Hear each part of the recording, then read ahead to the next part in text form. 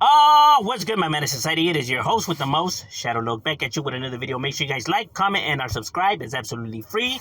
That is how you help my channel out. Get into the algorithm. I highly appreciate if you go ahead and do that. You know. Now today's topic is, happy Mexican Independence Day to those who are Mexican and celebrate it, right? I was having a conversation earlier with an individual, right? He had brought up, Miguel Hidalgo, right? Which is the Catholic priest that led you know, the Mexican Revolutionary War, right? The one that did the Grito de Dolores, right? Which was the powerful speech that rounded up the troops. Um, Now he has said, this Mexican priest from the gutter, like the rest of the people, and giving him praise, right? But I go, no, but that's the thing though. Like he wasn't poor or he wasn't like Mexican, right? He was Criollo.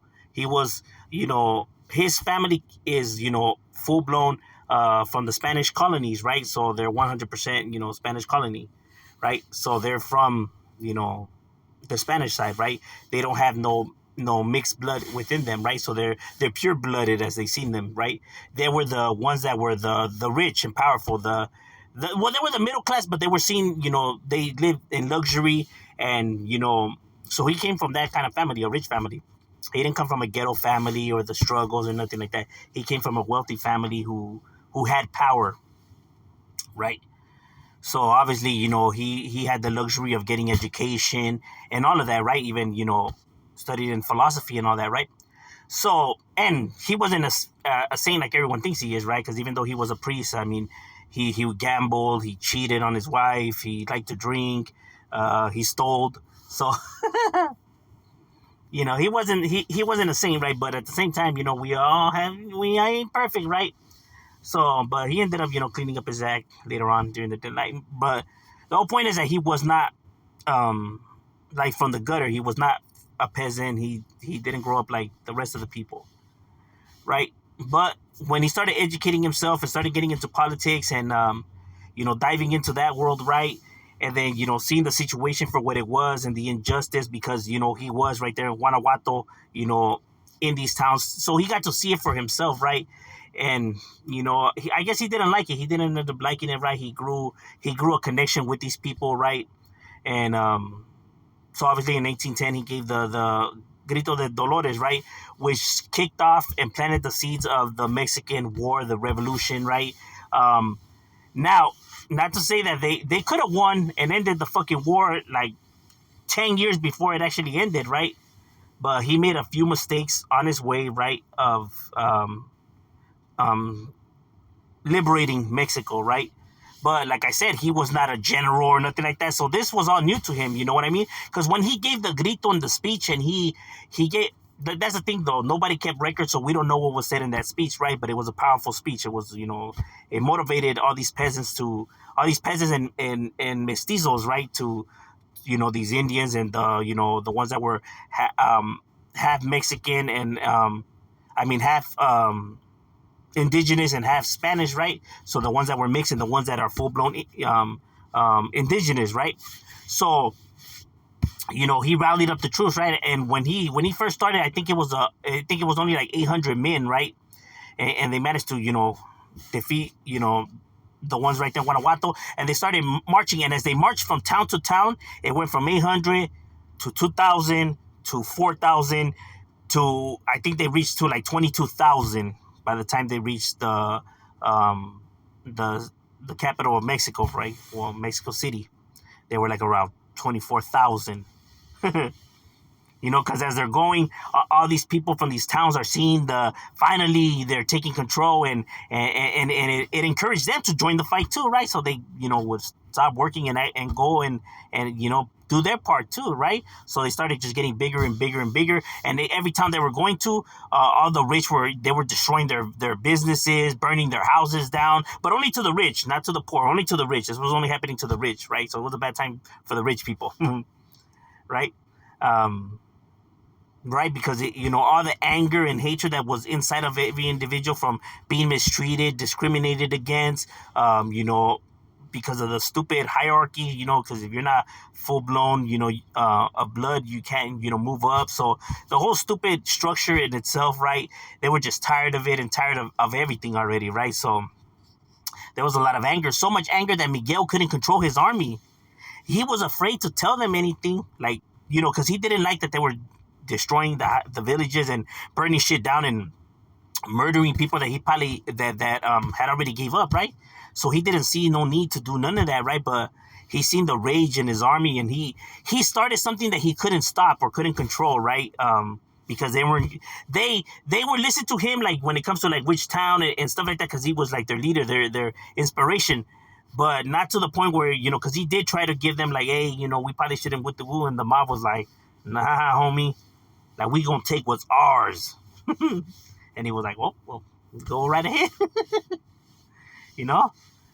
So it's like they respect them, but at the same time, they really didn't respect them. So, you know, because it wasn't an army, bro. It was just one drunken mob, because, you know, they would drink and party. So it was just a bunch of individuals that were just looking to fucking, you know, like a riot, bro. Like, you know, they were just a fucking mob that was looking like, anytime you see any of these fucking protests and people go out of hand, that's pretty much what it was. So it wasn't actually like an army, right?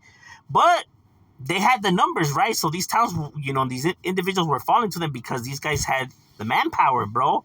And even though they weren't equipped like these other people or trained, the fact of the numbers that a lot of these people would just surrender because they didn't want to deal with they seen the other side and the numbers, and they were like, nah. And then not only that, but the rage and the anger, right? So they were like, nah, we don't want none of that.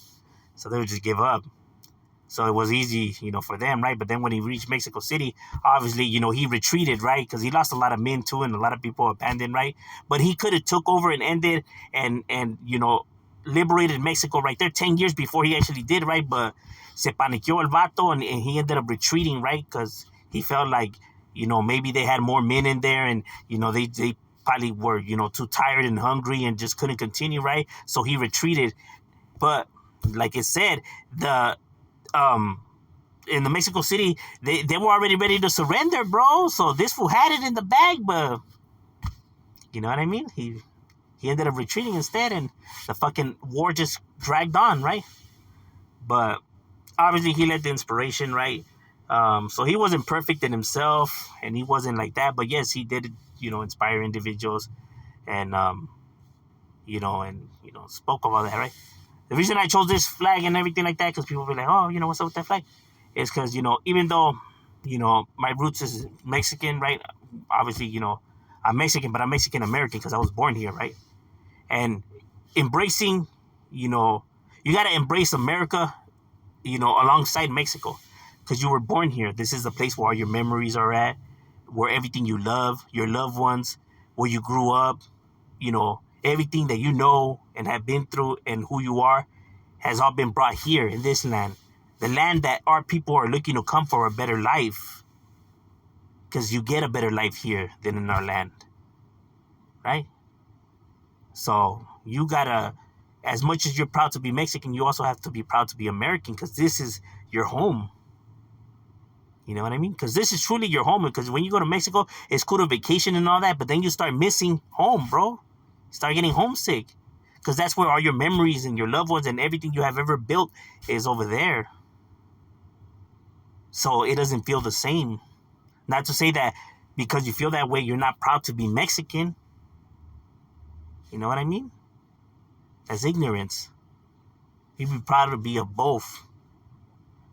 You know, be proud of where you come from and be proud of where you end up. You know what I mean? And like I said, because, you know, I was born here, this land of America. So how could I not like America, right? That would make no sense. You know, this is where I grew up and everything like that. This is where my neighborhood is at, right? You love your neighborhood. This is where your neighborhood is at. Your neighborhood in the start of Mexico. So you got to have love for this land as well.